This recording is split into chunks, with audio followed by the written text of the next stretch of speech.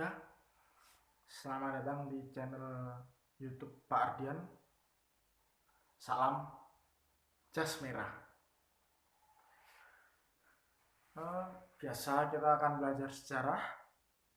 Ya, kali ini kita belajar sejarah mengenai apa? Ini. Masa pemerintahan Gubernur Jenderal yang pernah memerintah di Nusantara ya, atau zaman penjajahan. Daendels, Raffles, dan Van den Bosch. Sebenarnya gubernur jenderalnya ada banyak ya, tapi yang kita pelajari cuma 3 ini saja karena ini yang paling berpengaruh ya bagi Nusantara. Terus kemudian ada bendera-bendera ini, bendera Prancis, Belanda, Inggris. Kok ada bendera-bendera ini? Nah, mari kita bahas.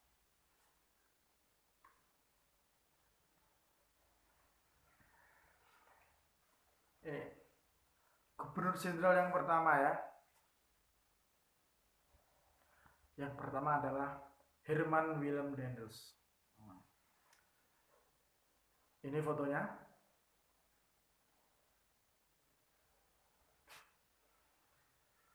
Memerintah pada tahun 1808 hingga 1811. Jadi Daendels itu orang Belanda, tapi yang nyuruh dia menjajah Indonesia, maaf Nusantara, Indonesia belum ada ya, Indonesia kan adanya tahun 45. Itu adalah Prancis. Loh, kok bisa? Karena pada saat itu negara Belanda dijajah sama Prancis. Kemudian Raja Belanda kabur ke Inggris. Nah, terus kemudian Prancis menugaskan Daendels untuk memimpin menjadi kepanjangan tangannya Prancis untuk menjajah Nusantara. Gini, Daendels itu orang Belanda, tapi waktu dia masih muda, karena dia sering vokal protes terhadap Raja Belanda saat itu, akhirnya dia kabur ke Prancis. Di Prancis dia kan orangnya pinter ya, akhirnya jadi orang yang berpengaruh di Prancis. Ya, kemudian pada saat Prancis berhasil menguasai Belanda, nah Daendels dapat tugas, gitu ya. Pertama adalah di bidang politik dan birokrasi. Daendels mendirikan pengadilan berdasarkan ras atau warna kulit. Nah, jadi ada 3 ya, ada 3 jenis pengadilannya. Yang pertama untuk orang-orang Eropa. Pengadilan yang kedua untuk timur asing. Timur asing ini jadi seperti orang-orang keturunan Cina, Arab. Kan negara kita itu banyak ya orang-orang dari berbagai daerah. India. Kemudian yang ketiga adalah pengadilan khusus pribumi. Nah, itu ya, rasis ya. Terus kemudian yang berikutnya, bupati di seluruh Jawa dijadikan pegawai Belanda. Gini, sebelumnya bupati itu bawahannya kerajaan. Nah, kan bupati-bupati itu biasanya kerabat dari keraton ya atau kerajaan. Nah, pada era Daendels dijadikan pegawai Belanda. Nah, akhirnya yang gaji Belanda. Nah, kalau kayak gitu nanti gimana? Ya akhirnya patuh. Bupati-bupati akhirnya patuh sama Belanda. Kan yang gaji siapa? Belanda. Nah, terus berikutnya adalah membagi Pulau Jawa menjadi 9 prefektur. Prefektur itu semacam keresidenan ya. Nah, 9 prefektur itu mana aja?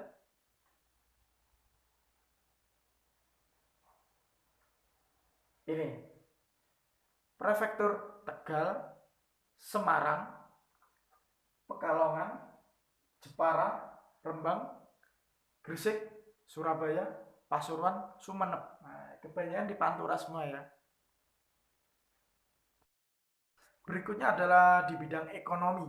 Nah, di bidang ekonomi ini Dendels menerapkan pajak berupa hasil bumi. Jadi bukan uang ya, ada hasil bumi. Seumpama nanam kopi, ya pajaknya ya kopi. Nanam tebu, pajaknya ya bisa berupa gula atau tebu gitu ya.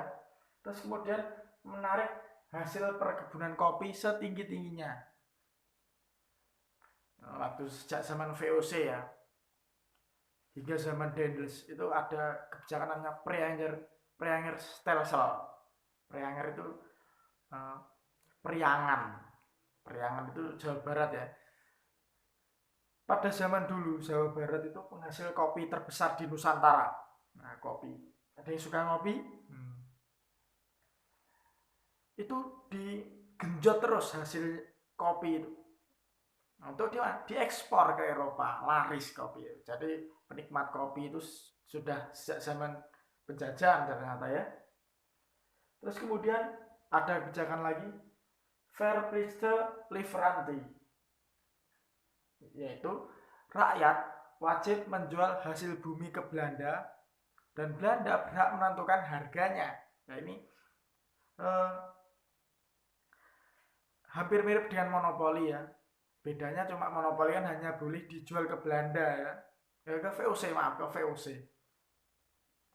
Tapi kalau ini boleh dijual ke mana-mana, tapi tetap harus wajib menjual ke Belanda. Harganya sudah ditentukan itu ya. Pastinya ya dibeli Belanda harganya murah, dijual ke Eropa harga mahal untuk banyak. Kemudian di bidang pertahanan, nah ini misi utama Dendels. Dendels dapat misi dari Napoleon Bonaparte ya, pemimpin Prancis, yakni menjaga Jawa agar tidak direbut oleh Inggris. Loh, kok ada Inggris di situ? Nah, gini. Seperti yang saya ceritakan di awal tadi. Waktu Prancis menyerang Belanda, akhirnya Belanda kalah.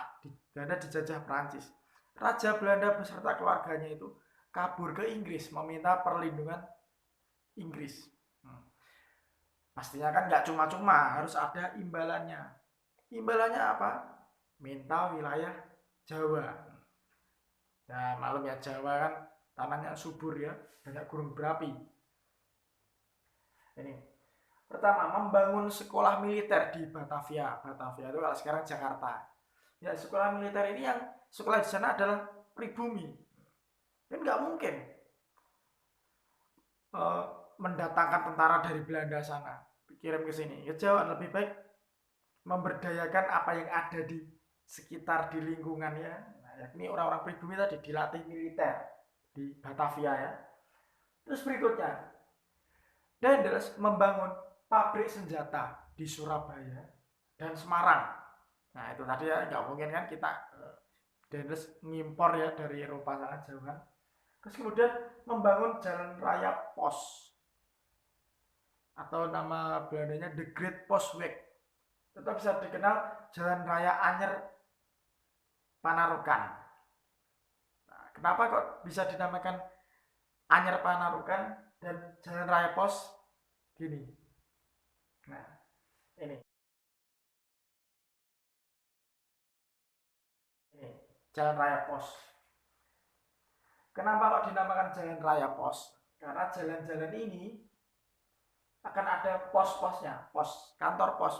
Pos itu apa? Pesan, menyampaikan pesan, menyampaikan bisa pesan, bisa berupa barang berharga. Pastinya ada berhubungan dengan perang tadi, pertahanan. Dari Anyer sampai Panarukan. Anyer ini Banten ya, ujung barat Banten ya.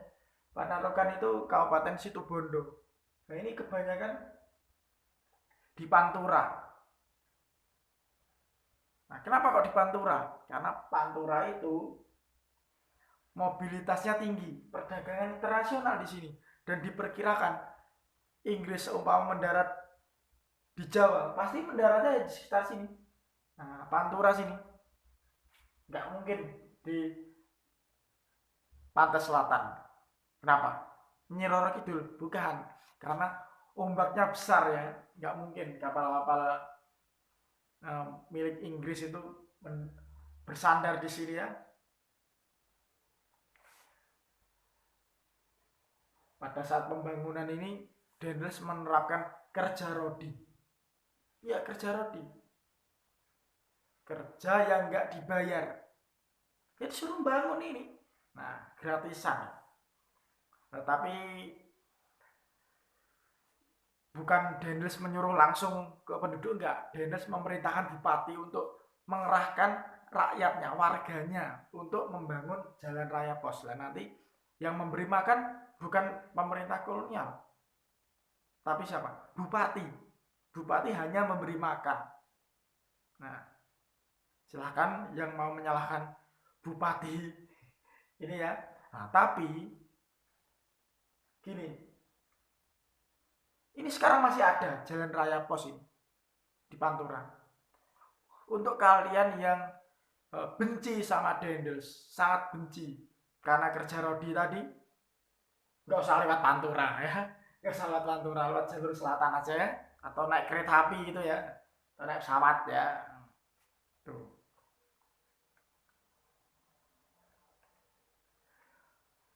Berikutnya adalah Thomas Stamford Raffles. Nah, seharusnya ini huruf besar ya. Nah, tipu ya, tipu. Jadi dia adalah orang Inggris. Nah, orang Inggris. Nah, ini ya fotonya.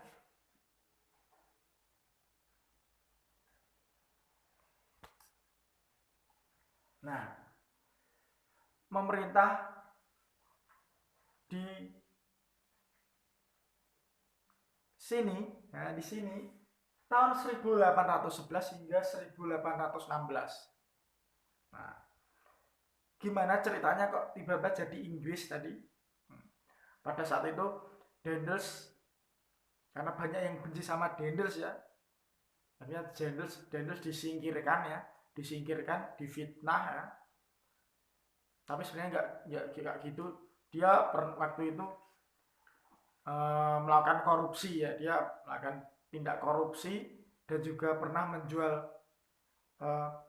tanah milik penjajah ya, tanah kolonial ke pengusaha Tionghoa ya.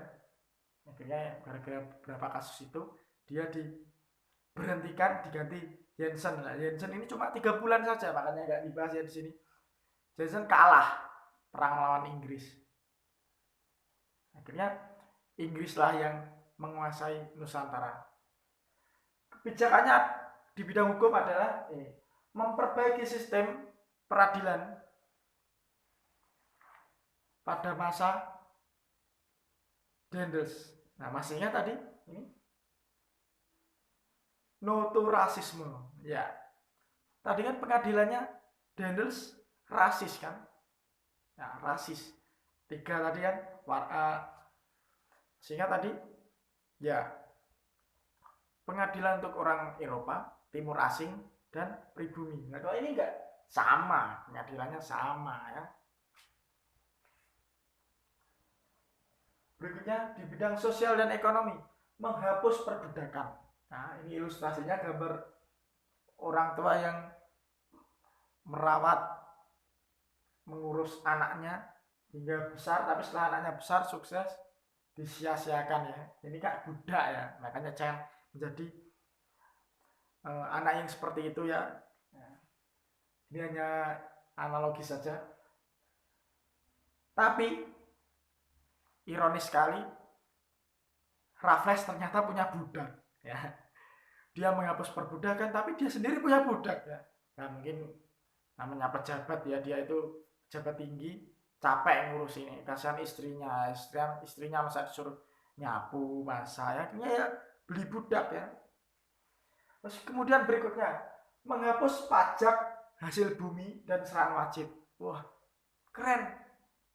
Raffles menghapus pajak hasil bumi dan seran wajib. Tapi lihat ini, menggantikan, jadi ini digantikan dengan sistem land rent. Land artinya tanah, rent artinya sewa. Jadi sistem sewa tanah. Ya.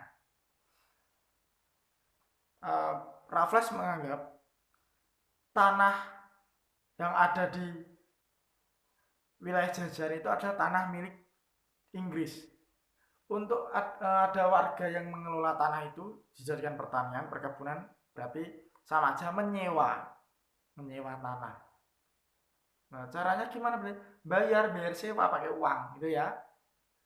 Nah, berarti sama saja ya sebenarnya, cuma ganti media. Ya. Ini semu ya, ini ternyata semu ya. Berikutnya di bidang ilmu pengetahuan, wah ada ternyata. Yang pertama, bunga Rafflesia arnoldi, dari namanya kelihatan ya. Rafflesia, ini pastinya Raffles ya. Arnoldi. Jadi ini ya bentuknya bunga Rafflesia arnoldi. Ini orang Indonesia menyebutnya Padma raksasa ya. Bukan bunga bangkai sebenarnya, hampir mirip sih bedanya, tapi bunga bangkai itu ada palusnya. Kalau Padma raksasa atau Rafflesia arnoldi itu enggak ada palusnya ya. Nah ini waktu itu Raffles memimpin ekspedisi di hutan-hutan Sumatera ya, dia mencari ya kayak penelitian tumbuh-tumbuhan, flora fauna di endemik Sumatera ya. Terus kemudian Arnold itu adalah orang yang pertama kali menemukan bunga itu. Makanya dinamakan Rafflesia arnoldi. Nah itu ya ceritanya.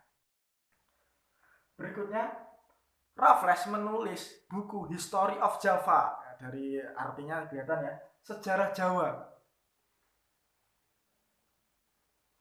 Jadi seperti ini bukunya ya, bisa dibeli di toko buku terdekat ya. Di sekolah tempat saya mengajar itu sebenarnya ada ya bukunya, tapi ya hilang ya, dipinjam orang, nggak kembali sampai sekarang. Padahal bukunya itu ya buku keren, itu bukunya. Itu menceritakan tentang budaya masyarakat Jawa ya, adat istiadat masyarakat Jawa sebelum Raffles tiba. Jadi sejak zaman dulu hingga Raffles tiba, dia mewawancarai para bupati-bupati di Jawa, orang-orang bangsawan, orang-orang mbah-mbah itu diwawancarai sama Raffles. Nah, terus ditulis. Hingga sekarang bukunya masih dijual ya. Mungkin kalian bisa cari di toko-toko online shop ya. Berikutnya, membangun kebun raya Bogor. Nah, ini sebenarnya kebun raya Bogor itu adalah keinginan dari istri Raffles. Nah, istrinya Raffles itu seorang ahli botani ya. Sebelum cita-citanya terwujud, jadi ceritanya gini awalnya. Istrinya Raffles itu memiliki pemikiran bahwa negara ini iklimnya tropis, tanahnya subur, wah pasti berbagai macam tanaman bisa tumbuh. Akhirnya dia ingin mendirikan kebun raya itu dengan berbagai macam jenis tumbuh-tumbuhan ya ditanam di situ. Sebelum cita-citanya terwujud, dia meninggal. Akhirnya Raffles mewujudkan cita-cita istrinya itu ya, walaupun istrinya sudah meninggal, dengan mendirikan kebun raya Bogor. Kan eksis hingga sekarang ya kebun raya Bogor. Ada yang sudah pernah ke sana? Ya udah, ayo kita ke sana. Berikutnya, mempelopori penggalian Candi Borobudur. Loh, Candi Borobudur, penggalian maksudnya? Ya betul. Dulu Candi Borobudur itu nggak kelihatan. Orang-orang ngiranya itu gunung atau bukit. Tapi ternyata pada saat orang-orang ingin mengelola tanah itu ya, digali, dipaculi ya, loh kok ada batu, dipaculi, ternyata batu semua. Nah, ternyata itu ada candi besar di situ, terkubur. Dan di situ sudah banyak pohon-pohon ya, seperti ini ya gambarnya.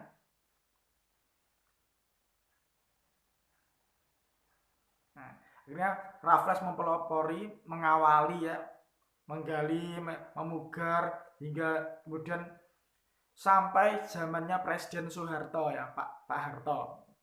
Baru selesai ya pemugarannya Candi Borobudur ya. Hingga sekarang bisa kita nikmati. Nah, silakan nanti kalau pandemi sudah berakhir ke sana, atau kalau barangkali sekarang sudah dibuka ya ke sana ya. Untuk berikutnya, Gubernur Jenderal berikutnya adalah siapa? Nah, mari kita pergi ke sebuah tempat, sebuah benteng ya, peninggalan Belanda ya. Loh, kok Belanda? Nah, saya ceritakan. Pada saat itu ada perjanjian, jadi ada konvensi London ya, konvensi London. Nah, itu adalah perjanjian antara Belanda dan Inggris ya, karena mereka dua negara itu kan tadi saling membantu ya dalam untuk kabur tadi ya, Raja Belanda yang kabur ke Inggris. Nah, isi dari perjanjiannya itu salah satunya adalah jajahannya yang sebelumnya jajahannya Belanda kan diambil oleh Inggris ya, dikembalikan lagi ke Belanda. Akhirnya Nusantara dikembalikan lagi ke Belanda. Itu. Nah, jadi mari kita sekarang berangkat ke benteng ya, benteng peninggalan Belanda yang namanya benteng tersebut adalah nama Gubernur Jenderal tersebut karena dibangun pada era kepemimpinannya. Ayo kita ambil kendaraan, kita ke sana, yuk.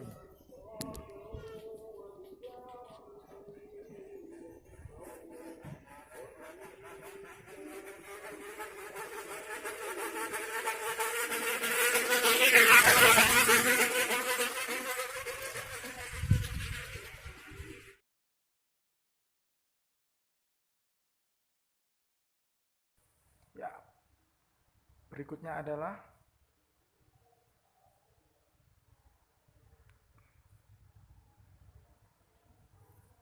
Van den Bosch, Johannes van den Bosch. Dia adalah Gubernur Jenderal Hindia Belanda yang mencetuskan tentang tanam paksa atau kultur stelsel. Ya, sekarang ini saya sedang berada di benteng Van den Bosch ya, atau warga sekitar mengenalnya dengan benteng pendem. Jadi pada saat itu Van den Bosch ditunjuk oleh Raja Belanda ya, Raja Belanda. Oh, benar nanti fotonya ya. Nah, fotonya rusak ya. Jadi ditunjuk oleh Raja Belanda untuk mengatasi kekosongan kas negara Belanda. Jadi dia dapat misi. Misinya itu tadi. Akhirnya dia membuat kebijakan tanam paksa atau kultur stelsel. Isi dari kebijakan tanam paksa itu adalah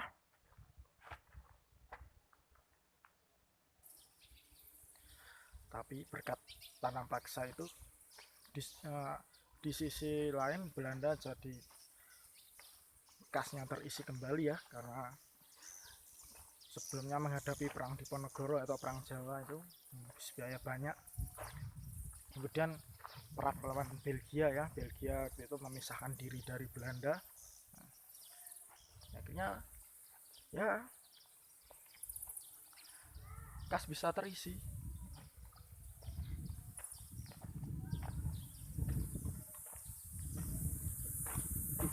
Jujur saja ini sebelum sekitar hampir setengah 6 ya, ini mau maghrib sebenarnya saya kesini ya.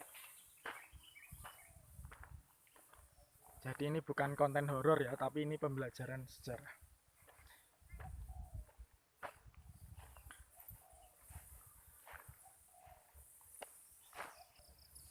Nah, kita lanjut tadi. Tapi bangsa Indonesia jadi sengsara. Nah, karena itu tadi mereka disuruh memaksa menanam, ya, yang seharusnya tanah itu untuk menanam padi, ya, untuk makanan pokok mereka. Nah, tapi akhirnya untuk tanaman ekspor, ya, tanaman yang laku di ekspor. Kalau beras kan nggak laku di ekspor Eropa, ya. Nah, akhirnya ya untuk menanam tebu, untuk menanam ya macam-macam ada.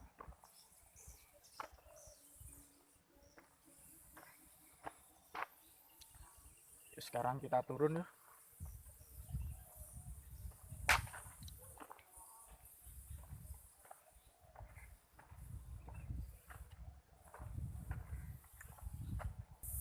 Nah, di sini suaranya berisik sekali ya. Kita pindah tempat, suara kelelawar ya. Biasa malam-malam mereka akan beraktivitas ya.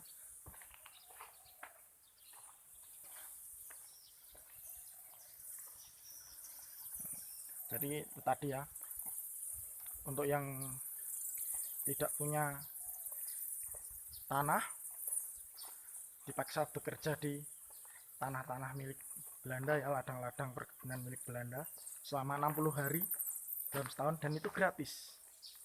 Untuk yang punya tanah ya wajib menanami tanah mereka dengan menggunakan tanaman ekspor. Dan itu nanti kalau sudah sesuai dengan target maka akan mendapatkan upah. Loh. Berarti sebelumnya di bawah target nggak mendapat upah, sudah capek-capek menanam, diserahkan ke Belanda, nggak dapat apa-apa. Banyak yang kekurangan ya.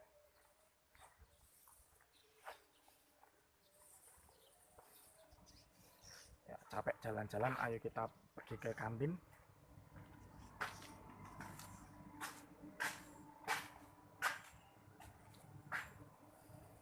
Tumbas.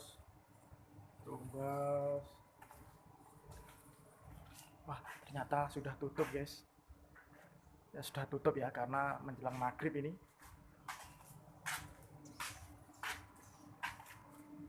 Nah, mari kita keluar, kantinnya tutup.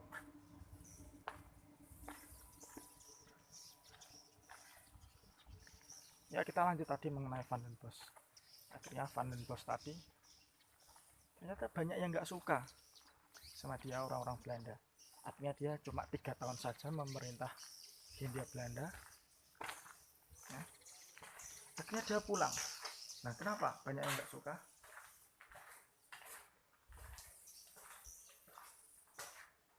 Nah, karena itu tadi banyak orang-orang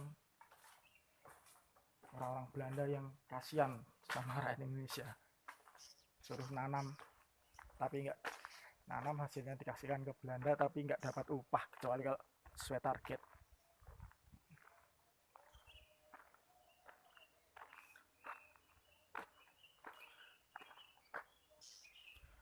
Ya karena sudah mulai terdengar azan maghrib, nah, maka saya akan meninggalkan tempat ini ya,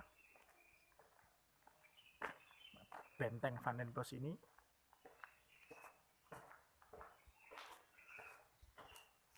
Sampai jumpa di video saya selanjutnya. Bye, salam jas merah.